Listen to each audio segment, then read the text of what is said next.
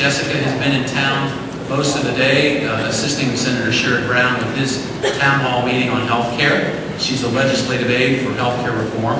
And with her tonight from Senator Sherrod Brown's staff is his local director, Brooke Hill, Courtney Hansman, and Kristen Bennett-Cotter. And you can just wave. And Brooke and all of you, thank you so much for making Jessica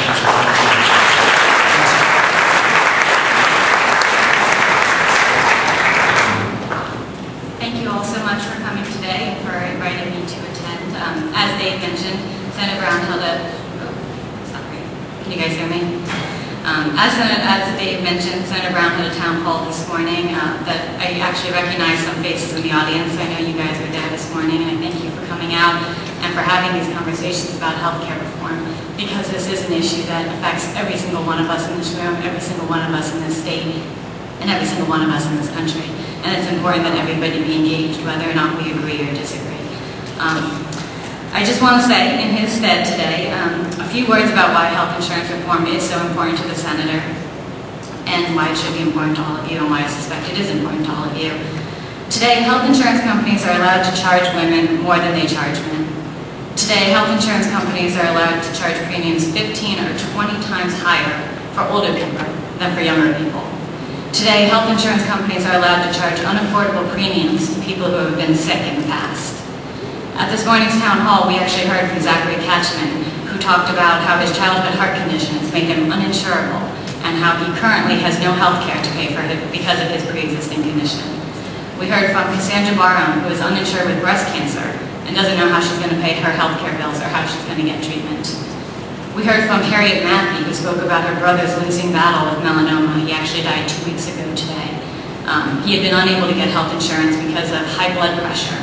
And so he ended up dying as a result of the chemo that he got, that he paid for himself after he sold off quite a few of his assets and his property.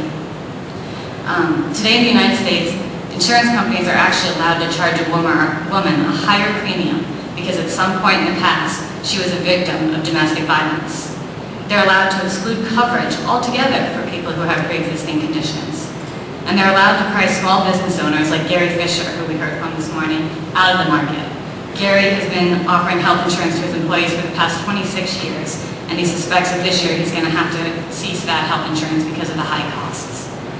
Health insurance companies are allowed to restrict what doctors you see, what treatments you get, what drugs they'll pay for. They're allowed to unjustifiably siphon off money from the Medicare Trust Fund. And by using tricks in the fine print, health insurance companies are even allowed to rescind coverage from families who have paid thousands of dollars in premiums over the years. The goal of health insurance reform is to address these problems. It's to update insurance rules to stop the industry's latest tricks and to make sure affordable insurance options are available regardless of where you live or what health care problems you've had in the past. Insurance companies have had their chance to change health insurance on their own. From 2000 to 2007, profits for the largest insurance companies have risen 428%. And in that time, hardworking middle-class Ohio families have seen their premiums raise 76%. The status quo might be working for insurance companies, but it's certainly not working for Ohio's families and Ohio's businesses.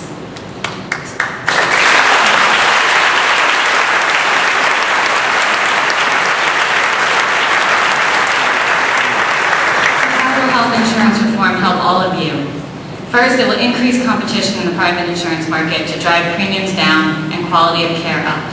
Here in the Cincinnati, as Congressman Driehaus alluded to earlier, 2 health insurers control about 85% of the market, meaning that there is little to no real competition for individuals seeking to obtain affordable quality health care. Second, health insurance reform will establish rules that ensure you greater rights over which doctors you see and which insurers you choose. You should never be restricted from seeing the specialist you need or choosing the coverage that fits you best. And health insurance reform will offer you more options to do both of those things.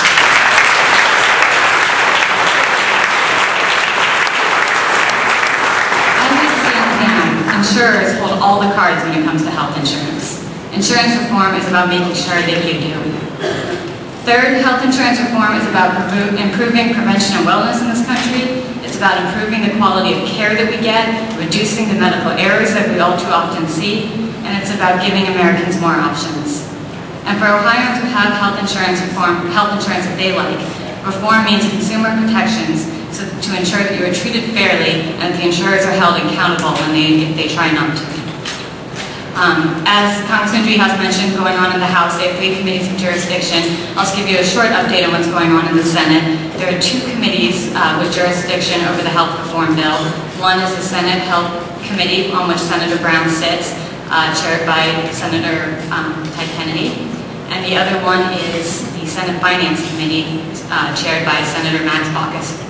And the Senate Health Committee has actually had a 5-week markup of the health reform bill in our committee. We deliberated for over... Oh, sure. A markup is when you sit down with the text of the bill and everybody is free to offer amendments, to discuss certain provisions, to ask questions of the staff who drafted it, of the members who represent the positions, to go through all of the ins and outs of the legislation to really see what it means and have folks have the opportunity to debate how it should be changed. So we had a markup that spanned 5 weeks just in our one committee. I believe 161 Republican amendments were accepted during that markup, and about 30 or so Democratic amendments were accepted. So while it's, I know some out there are arguing that this isn't a bipartisan effort, and certainly it could be more bipartisan. Senator Brown does strongly believe that we have made bipartisan efforts to date, and certainly in the Health Committee where we've tried to do that and where we did accept 160 plus Republican amendments. So we have our bill out of the Senate Health Committee, and now we're waiting on the Senate Finance Committee to release their bill. We are not sure when exactly that will happen, but at some point they will have their bill come out, they will hold a markup, and then the Finance Committee's bill and the Health Committee's bill will be merged together and then go to the Senate floor for a vote, and then be merged with whatever comes out of the House. And those will be merged and then be up for votes again. So it's a very long process, lots of looking at the bill, lots of opportunity for people to discuss what's in the bill. So that's kind of where we are. It won't take too much more time because I think this is really more about hearing from you guys and your opinions about health reform. I'd like to thank you guys again so much for coming out here to talk about these issues. I look forward to hearing your thoughts, and I will absolutely take them back to Washington to share with Senator Brown. So thank you.